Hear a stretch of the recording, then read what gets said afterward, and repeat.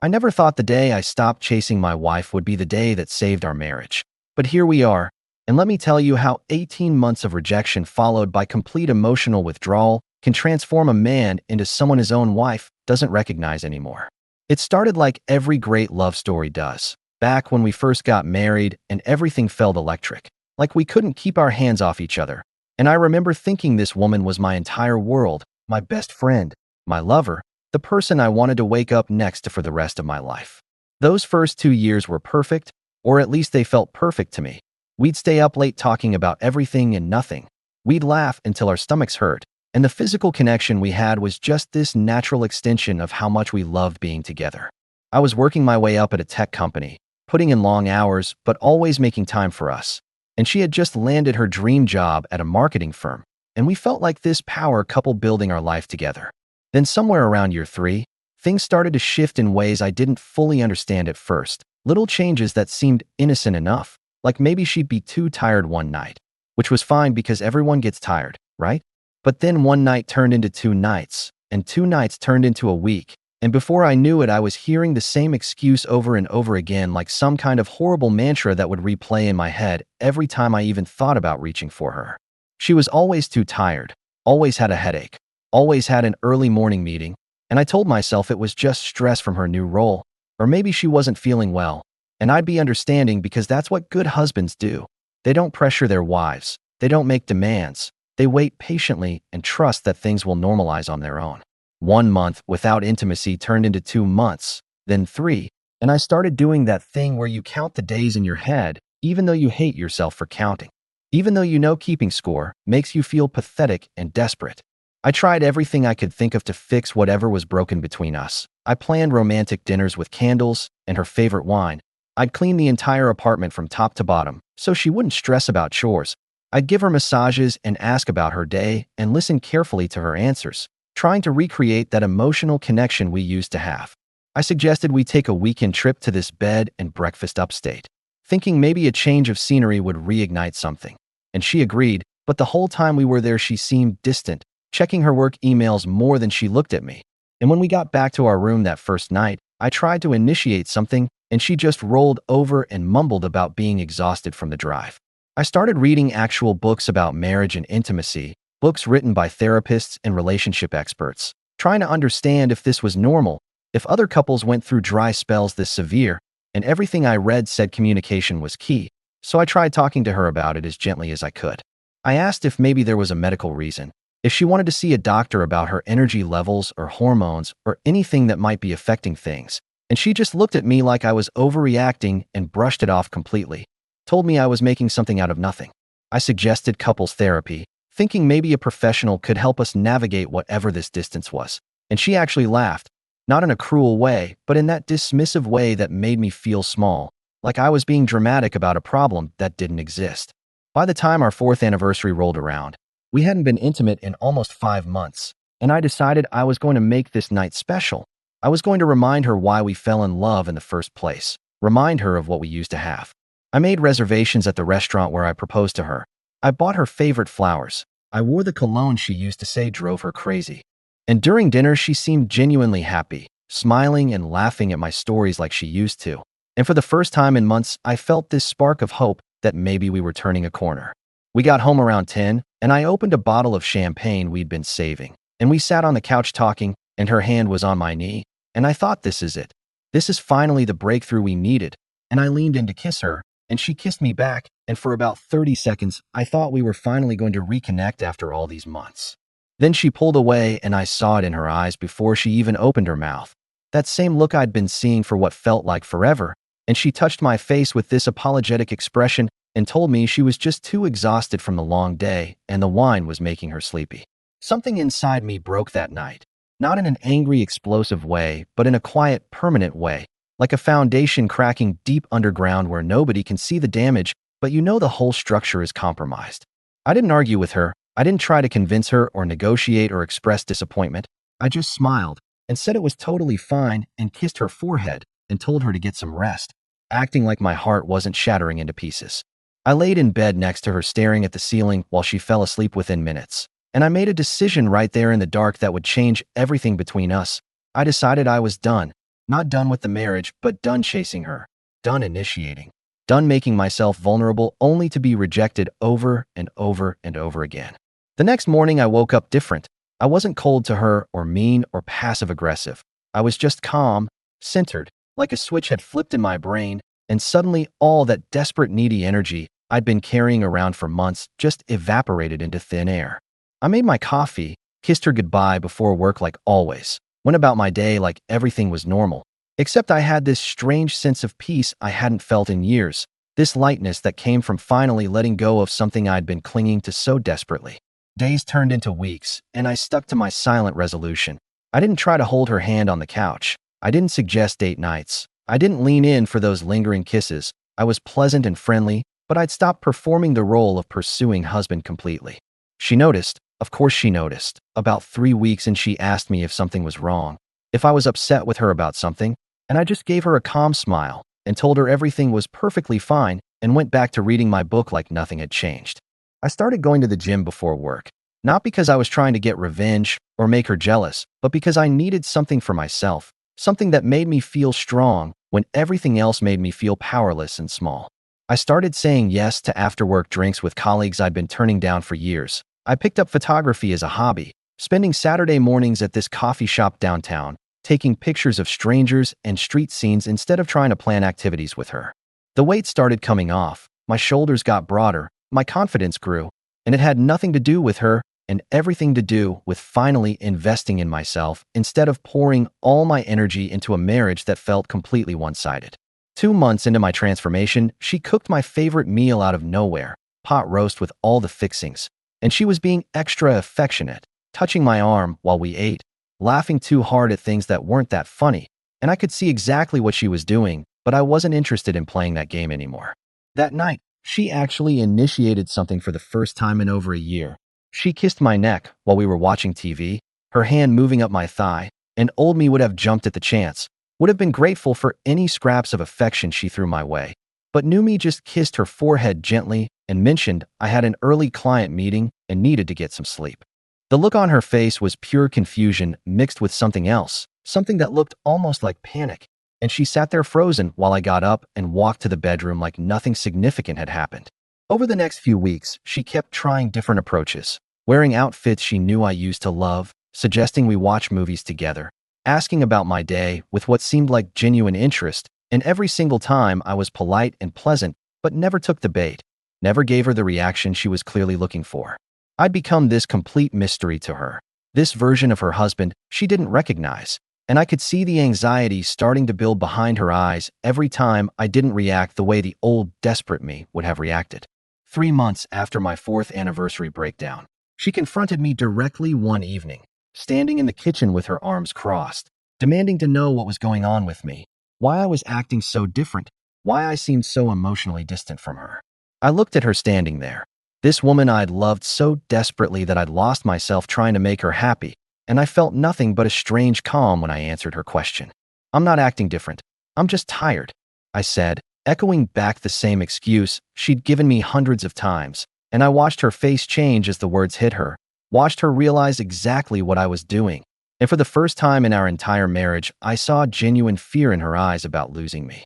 The gym became my sanctuary over the next few months, my escape from a marriage that felt more like a polite roommate situation than any kind of real partnership, and I started going 6 days a week, pushing myself harder than I ever had in my entire life. I wasn't doing it for her. I wasn't doing it to make her jealous or to prove some point. I was doing it because for the first time in years I was putting myself first, and it felt absolutely incredible. The physical changes came faster than I expected. My body transformed in ways I didn't think possible at my age. My clothes fit differently. My posture improved dramatically, and I started catching women looking at me in the coffee shop, at work, in the grocery store, and it was this surreal feeling of being seen as attractive again after years of feeling completely invisible in my own home. My coworkers started commenting on how different I looked, how much more confident I seemed in meetings, and my boss noticed too because suddenly I was getting pulled into bigger projects, more important client presentations, and 6 months into my transformation, I got promoted to senior director, a position I'd been passed over for twice in the previous 2 years. I picked up cooking as a serious hobby, watching YouTube videos and experimenting with complex recipes, And I'd make these elaborate gourmet meals just for myself while my wife was working late. And I'd plate them beautifully and sit at the table alone and actually enjoy my own company for the first time in forever. I joined a hiking group that met every Sunday morning, started taking weekend photography trips to different parts of the state, and my social circle expanded in ways it hadn't since before we got married. And I realized I'd been so focused on fixing my marriage that I'd completely neglected building a life outside of it. My wife noticed all of it. I could see her watching me when she thought I wasn't looking, studying me like I was some stranger who'd moved into her apartment and replaced her husband. And she started asking questions about where I was going, who I was with, what I was doing, questions she'd never bothered to ask before when I was just the reliable husband waiting at home. She'd wait up for me when I came home from the gym, sitting on the couch pretending to watch TV, but actually just waiting to see me walk through the door, and I'd say hello, ask about her day politely, then head straight to the shower without lingering or trying to connect. The casual touches started coming from her side now. She'd brush against me in the kitchen, put her hand on my shoulder when she walked past, lean in close when we were sitting together. All these little calculated attempts to reconnect that felt desperate and transparent. She started dressing differently around the apartment, wearing clothes that showed more skin, doing her makeup even when we weren't going anywhere. And I recognized all of it for exactly what it was, a response to losing control of someone she'd taken completely for granted. One Saturday night, she suggested we have a date night at home, and she actually cooked dinner, set up candles, put on music, the whole romantic setup, and I could see how much effort she'd put into it, how much she was trying. We ate and talked, and it was actually pleasant. And after dinner, she suggested we move to the couch, and she sat close to me, closer than she had in months, and her hand was on my chest, and she was looking at me with these eyes that used to make me melt instantly. She leaned in to kiss me, and I let her. But I didn't lean into it the way I used to, didn't pull her closer or deepen the kiss or show any real passion. I just let it happen, and then pulled back naturally and asked if she wanted more wine like nothing special had occurred. The confusion and hurt on her face was almost painful to watch. She was trying so hard to seduce me, and I was treating it like any other ordinary evening. Pleasant, but not passionate. Friendly, but not remotely intimate. She asked me directly if I still found her attractive, and I told her of course I did. She was beautiful, and then I casually changed the subject to something I'd read in the news that day. The hot and cold game started after that. Some days she'd be distant and cold, almost punishing me for not responding to her advances, and other days she'd be overly affectionate, trying different approaches, different tactics, like she was running experiments to see what would finally break through my new exterior. I stayed completely consistent through all of it, calm and centered and unmoved by either extreme, and I could see it was driving her absolutely crazy in a way nothing else ever had in our relationship. My life had become genuinely full in ways it hadn't been in years. I had hobbies I was passionate about, friends I actually enjoyed spending time with, career momentum that excited me every morning, and a body I was proud of, and none of it depended on her validation or attention or approval. About 8 months into my transformation, I was working late on a presentation in the home office, and I needed to check something on our shared laptop because mine was charging in the bedroom and the battery had died. I opened it up and her email was still logged in from earlier, and I wasn't trying to snoop. I genuinely wasn't. But there was a draft email open on the screen addressed to her best friend from college, and the first line caught my eye before I could look away. I should have closed it immediately, should have respected her privacy and shut the laptop. But something made me start reading, and what I found absolutely destroyed me in ways her physical rejection never had, in ways I didn't think I could still be hurt. She was telling her friend about how empty and hollow she felt in our marriage, how she didn't feel anything romantic for me anymore, how she'd been actively avoiding intimacy, because the thought of it made her feel nothing, just numbness and obligation. She wrote about fantasizing about a different life, maybe being single again, maybe meeting someone new who excited her the way I used to in the beginning, someone who made her feel alive instead of trapped. She wrote about how she knew she should probably leave, but it was comfortable and safe, and she didn't want to deal with the drama and logistics of separation, and how I was a good provider and a good person, but she just didn't feel that spark anymore. She wrote about how guilty she felt sometimes when she saw how hard I was trying, especially in those early months, but that the guilt wasn't enough to make her actually want me, wasn't enough to change how she felt deep down. The words hit me like physical blows, each sentence confirming what I'd suspected but desperately hoped wasn't true, that this wasn't about being tired or stressed or going through a phase. This was about her consciously choosing to check out of our marriage while keeping me around as some kind of comfortable safety net. I sat there staring at that screen for probably 20 minutes, reading and rereading her words. And something shifted in me that night that was even more profound than my 4th anniversary breakdown. I quietly closed the laptop, walked to our bedroom, and started packing a bag, just throwing clothes and toiletries into a duffel. And the sound of the closet door opening must have woken her up because she sat up confused, asking what I was doing at this hour. I told her I needed space, needed time away to think, and she immediately panicked, asking what happened, what she did, why I was suddenly leaving in the middle of the night. I didn't tell her about the email, didn't throw her words back in her face. I just said I needed to think about us, about our marriage, about what I actually wanted from my life moving forward. She started crying, actually crying, grabbed my arm, told me we could talk about whatever was wrong, that we didn't need space. We needed to work through this together like married people do. I gently removed her hand from my arm, looked her directly in the eyes, and told her I'd been trying to work through this for over a year, and she'd told me everything was fine. So now I needed to figure out if I still believed that anymore. I finished packing, grabbed my keys and wallet, and walked out of our apartment while she stood in the bedroom doorway crying and calling my name, begging me not to leave. I checked into a hotel about 20 minutes away, nothing fancy, just a clean room with a bed and blessed silence. And I sat on the edge of that bed staring at the wall, feeling this strange, overwhelming mix of devastation and relief. The next morning I woke up without an alarm for the first time in months, ordered room service, and just sat with my thoughts without the weight of her presence, without the constant rejection, without pretending everything was okay when it clearly wasn't. My phone was blowing up with texts and missed calls from her, messages that started apologetic and quickly escalated to frantic, voice memos of her crying saying she didn't understand why I left, begging me to come home so we could talk this through. I listened to one of them while drinking my coffee, heard the genuine fear in her voice, the desperation, and I felt something I hadn't felt in our entire marriage. I felt like I had actual power, like my presence mattered, like losing me actually meant something real to her. 3 days into my hotel stay, after dozens of messages and calls that I'd ignored, I finally responded with a simple text telling her I needed more time and that I'd reach out when I was ready to talk. Her response came immediately, a long voice memo, and I almost didn't listen to it, but something made me press play. "Please come home. I'll change. I promise I'll change. Just please don't leave me," she said through tears. And for the first time in years, she sounded like she actually meant it, like she was finally seeing what she stood to lose. I texted back 3 words that I knew would hurt, but needed to be said, words that mirrored what she'd made me feel for so long. "I need time," I wrote.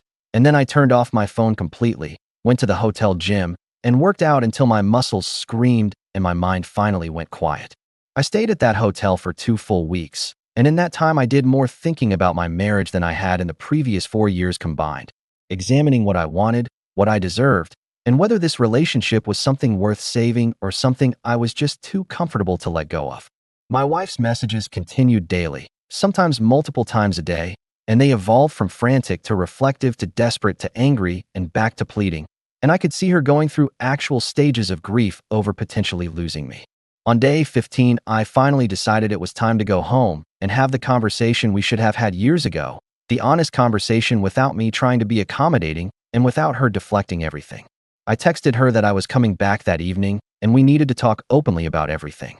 And her response was immediate, just a simple okay with a heart emoji that felt both hopeful and absolutely terrified.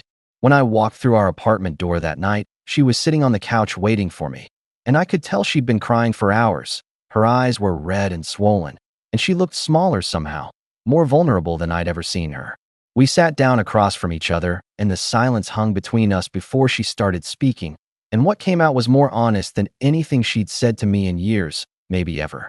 She told me it was never about being tired. That was just the easy excuse, the convenient lie that didn't require her to examine why she was actually pulling away from me.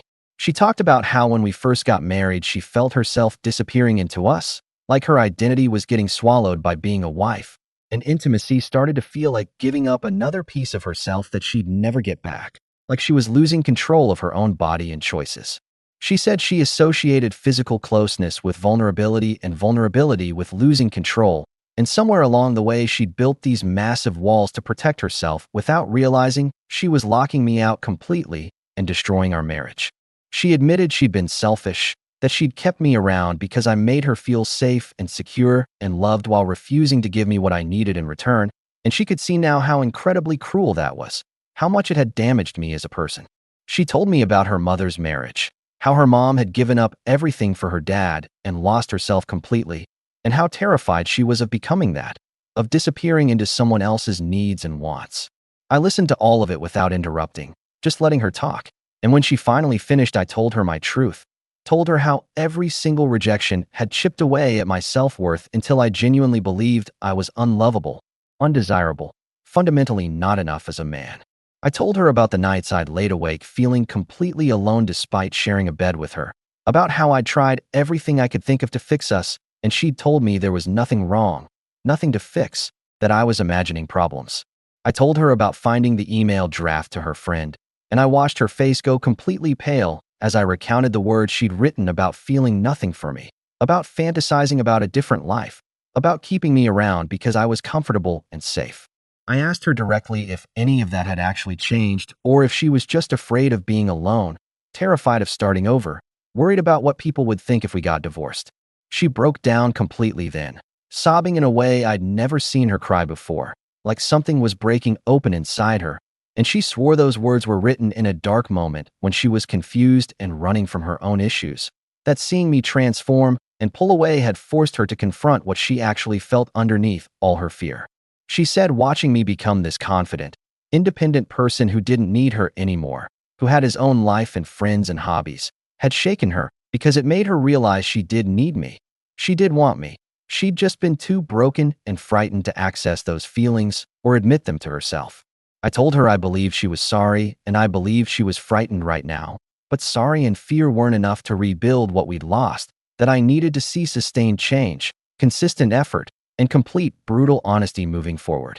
I laid out my conditions, absolute non-negotiables if we were going to even try to save this marriage, and I told her we needed to start couples therapy immediately, that she needed individual therapy to work through whatever childhood trauma was making her sabotage intimacy and connection, and that there could be no more lies, no more deflecting, no more avoiding uncomfortable conversations just because they made her feel exposed. I told her I needed her to be accountable for her choices, to explain when she was pulling away and why, and that rebuilding my trust would take months or maybe years of consistent action, not just words and promises made in a moment of crisis. She agreed to everything without hesitation, told me she'd already researched therapists and had an appointment scheduled for next week, that she'd do whatever it took to prove she was serious about fixing us, about becoming the partner I deserved. I told her I was moving into the guest bedroom for now, that physical intimacy was completely off the table until we'd done substantial work in therapy, and that I needed to see her show up emotionally before I could even think about showing up physically again. The look of hurt on her face was obvious and painful, but she nodded and said she understood, that she deserved that boundary after everything she'd put me through for the past year and a half. Over the next 6 months, we went to therapy every single week, sometimes twice a week when things got particularly difficult, and it was brutal and uncomfortable and necessary in ways I can't fully describe. She started unpacking her fear of vulnerability, her issues with control, actual trauma from her childhood that she'd never dealt with or even acknowledged, watching her parents' toxic dynamic and swearing she'd never let that happen to her. I watched her do the genuinely hard work of becoming self-aware, of recognizing her patterns, of sitting with uncomfortable emotions instead of running from them. I worked on my own issues too, my tendency to sacrifice myself to keep peace, my fear of confrontation and conflict, the ways I'd enabled her behavior by accepting crumbs and calling it enough, by not standing up for what I needed. We had breakthrough moments and major setback moments, nights where we connected emotionally like we used to and nights where old destructive patterns tried to resurface and drag us backwards. Her therapist diagnosed her with attachment issues stemming from her childhood, and we started to understand that her rejection of me wasn't actually about me at all. It was about her own fear of being consumed by love the way she'd watched her mother be consumed.